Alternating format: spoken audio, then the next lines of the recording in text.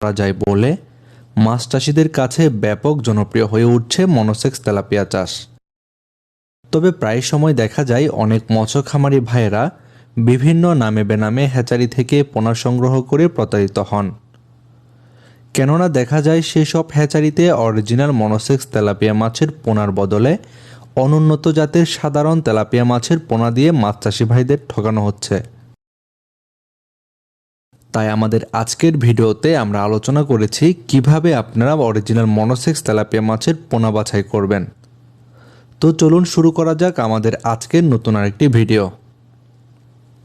আর আপনি যদি আমাদের চ্যানেলটিতে নতুন হয়ে থাকেন তাহলে এই ভিডিওটিতে একটি লাইক দিয়ে চ্যানেলটি সাবস্ক্রাইব করে বেল বাটনে চেপে রাখুন, যাতে করে আমাদের নিয়মিত ভিডিও নোটিফিকেশন সবার আগে আপনার কাছে পৌঁছে যাবে।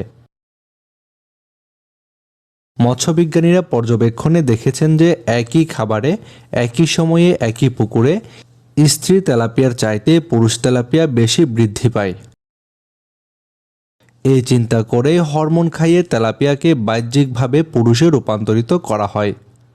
যেহেতু তেলাপিয়াকে এক লিঙ্গে রূপান্তরিত করা হয়, সেজন্য ইংরেজিতে একে মনোসেক্স তেলাপিয়া বলা হয়।